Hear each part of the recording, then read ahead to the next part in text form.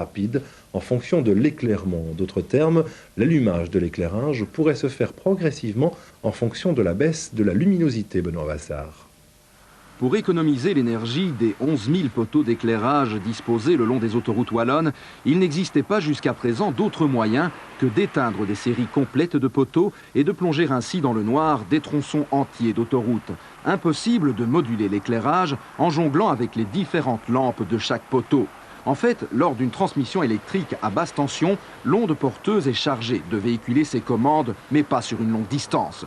En fait, j'ai mis au point un système qui permet de régénérer le signal sur le réseau de 120 volts de manière à ce que celui-ci puisse être transmis à très longue distance.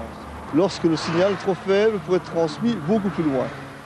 Sur autoroute, pratiquement, l'onde porteuse du courant électrique faiblit après avoir parcouru 350 mètres. Il suffit donc de placer un miraculeux régénérateur tous les 5 poteaux et le tour est joué. D'un point central, on peut alors télécommander et moduler l'éclairage en fonction des besoins du moment. Le système est expérimenté pour l'instant sur autoroute, mais il est conçu également pour bien d'autres applications. Le ministère de l'Équipement et des Transports de la région wallonne nous a passé cette commande pilote, certainement avec l'intention de généraliser le système à l'ensemble autoroutier wallon. Mais nous n'avons pas encore de commande ferme pour le moment.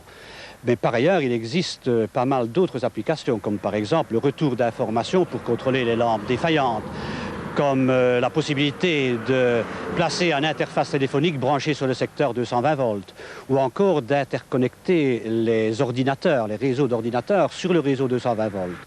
Si le principe est effectivement généralisé sur les autoroutes wallonnes, les économies réalisées pendant 3 ans grâce au système seraient suffisantes, paraît-il, pour récupérer l'investissement consenti. Premier vol aujourd'hui du dernier né de la famille